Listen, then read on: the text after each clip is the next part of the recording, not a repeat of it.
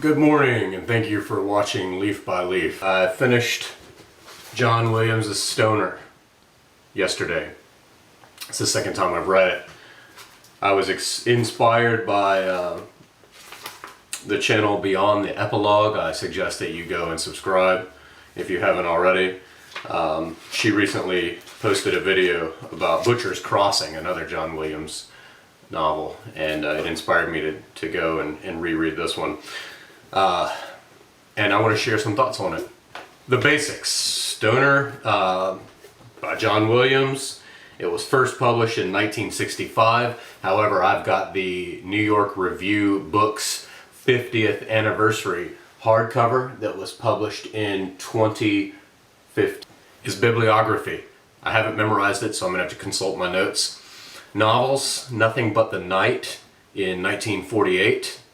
Butcher's Crossing, 1960, Stoner, 1965, and Augustus, 1972, and that one won him, or co-won him, a National Book Award. He was a co-recipient.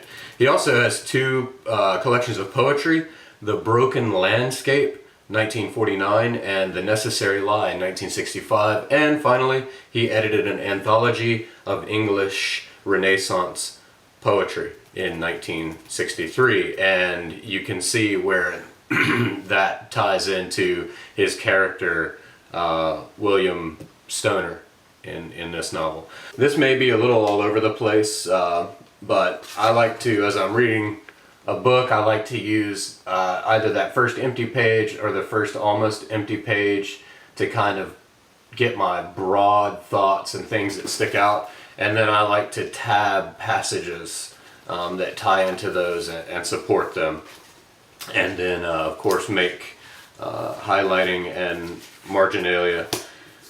I very much make my books my own. It is okay to write in your books. You are not damaging them. What you are doing, in fact, is having a conversation with them. And I can judge how much I've connected with a book by how much marginalia and post-it notes and so on I've accumulated, the conversation I've had, for better or worse. My observations. The writing and tone of this book, the only way I could define it is that it has the psychological observation of Henry James, the sensuality of Edith Wharton, and the careful, direct sentences of Thomas Wolfe. However, Thomas Wolfe, his sentences are a little more ornate, whereas Stoner's are a little more succinct. However, there's that careful precision. A person that comes to mind is Philip Roth, but I don't want you to think that this is a Philip Roth type novel. I just mean the way that the sentences are crafted and flow. There is a clash of naturalism. Theodore Dreiser, especially Carrie, comes to mind, and romanticism. They're entwined in which makes it a very interesting read. It's on the one hand almost hard to endure, but there's that shadow of beauty around everything that's going wrong and all the sadness. And there's of course the stoic Stoner who's leading us through this whole thing. So it makes for a very interesting mix as far as tone and feeling and atmosphere. Williams himself, as the introduction tells us, he referred to this book as an escape into reality, which beautifully sums up the feeling here. The plot, very simply, it's a young man with an agrarian background who grows up on a farm, an only child in farmland, Missouri. He goes off to college with intent to get a degree in the science of agriculture, but an eccentric English professor exposes the young man to the infectious sting of literature via Shakespeare's Sonnet 73. So Stoner abandons the science degree and goes through all the way to his PhD and becomes a professor at the University of Missouri. The reason I connected so deeply with this, now first of all, I love campus novels. David Foster Wallace's The Broom of the System, The Halls of Academe, Donna Tartt's The Secret History, and on and on. Although, of course, it seems like every time I say that I've read a bunch of something that I can hardly recall more than 2 or 3 authors. But anyway, and this is why I know that I'll love Darkenville's Cat, and I have a lot of trepidation about starting in on that because I don't want it to be over. Anyway, my personal connection to this is while I was working towards my bachelor's degree in computer science, I'll never forget, everything changed for me when I took a self and society in literature course in my junior year. And this teacher, I could only, whenever author Archer Sloan comes up in this book, all I can think about is Dr. Hodge. And he was just an eccentric, white-haired fellow who was an award-winning poet, and he was deeply committed to literature and to expressing his love for literature to the students, and not so concerned with following the state and accreditation board objectives to be taught. But his love and passion really struck me. Now, I had been a reader since about 7 years old, but reading and reading so deeply on this level caused me to change the direction of my life. Here I was in the middle, of taking Calculus 3 and linear algebra and data structures and all these STEM style courses. And then I caught the bug for literature in such a way to where I'll never forget, one night I blew off classes and I went and sat in a Barnes & Noble cushioned chair and read through D.H. Lawrence's The Rainbow. And that's when I knew that my life was taking a different track. Now, in contrast to William Stoner, who abandons his science degree and changes all the way over, I did not do that. I finished my degree mainly because my employer, I was a software developer at the time professionally, and my employer was paying for my degree. So I finished it out so I wouldn't have any student debt, at least from my undergrad, and finished that out, but I began furiously reading and producing my own writing outside of my work days at that time. Alright, so some of my observations about the book proper. We're told from the very start, from page 1, that this is going to be a story of a very ordinary and somewhat depressing life. It's presented as it's going to be banal, maybe a bit mundane, maybe a bit tedious. It strips our expectations back to where we kind of know that this guy is going to obtain his degree, he's going to be a professor, he's going to be somewhat remembered, and then he's going to die. So, sort of, that naturalism. But what it doesn't express is all the romanticism. And I was reading different reviewers on Goodreads for this book, and one reviewer expressed it beautifully. They said, this book shows that even an ordinary life can have a beautiful story to tell. So there's that promise. Observation number 2.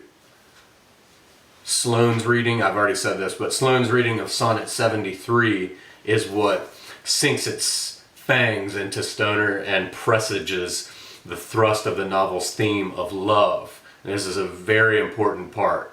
But the last 2 lines of Sonnet 73 are what the whole story is modeled after. And those lines are, "This thou perceivest, which makes thy love more strong, to love that well which thou must leave ere long.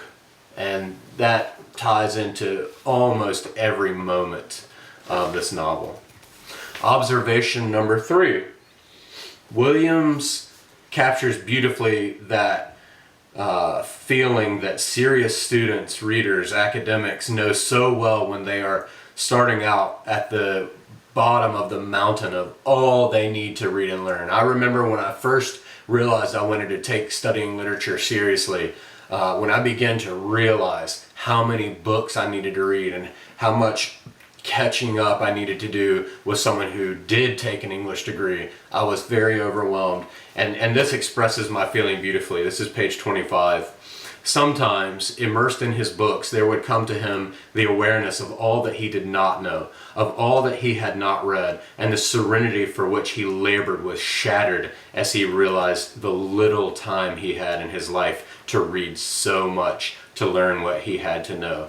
And I'll be talking more about this in an upcoming video about why I read. Observation number 4, and this is something that didn't really stand out to me the first time I read it, but did the second time. And this is why it's important to continuously reread good books.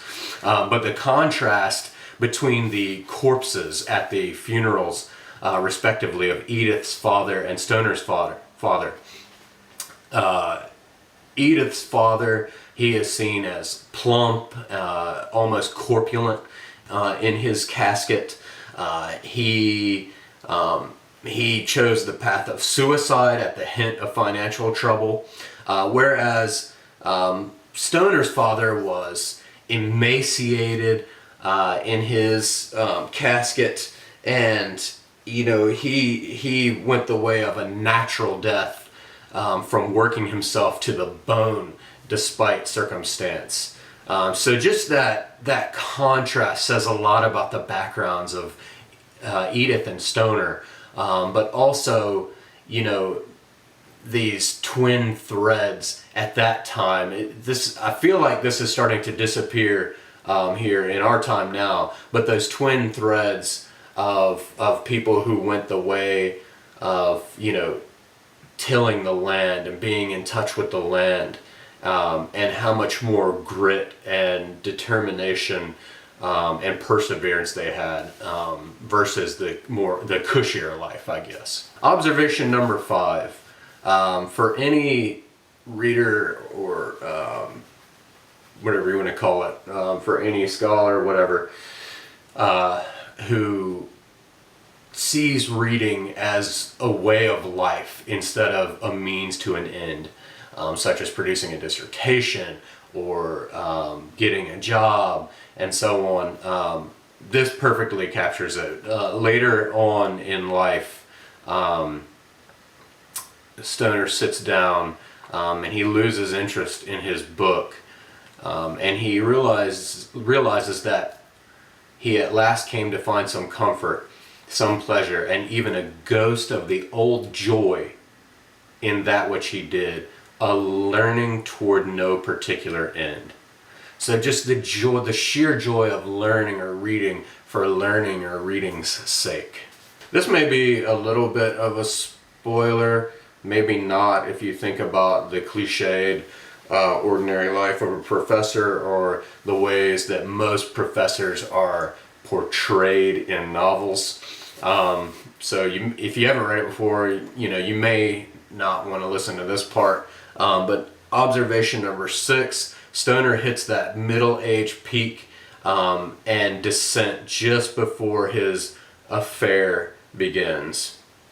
He was 42 years old, and he could see nothing before him that he wished to enjoy, and little behind him that he cared to remember. Now, this definitely displays a major tone of the novel. It is, a lot of it is very depressing, but I charge that you should continue to plow through. Observation number 7. Stoner's character fulfills the concept of the man that Henry Miller defines in Tropic of Cancer in Tropic of Capricorn.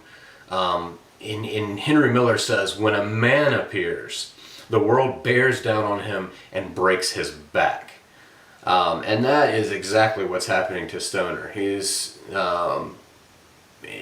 knew, and it says here, now they use the relationship between Catherine Driscoll and William Stoner to highlight this, but the passage here says, but he knew that the world was creeping up on him, up on Catherine, and up on the little niche of it that they had thought was their own, and he watched the approach with a sadness of which he could not speak, even to Catherine.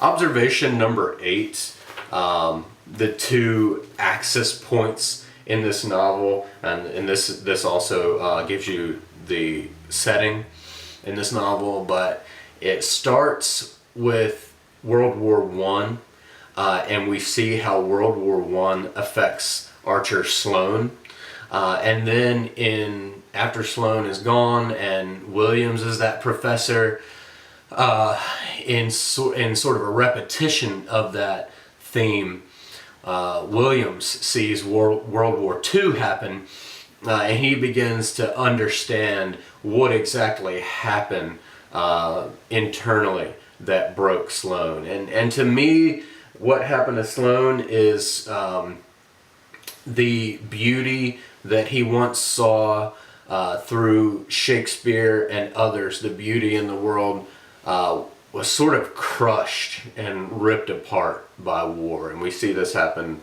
again. Observation number 9.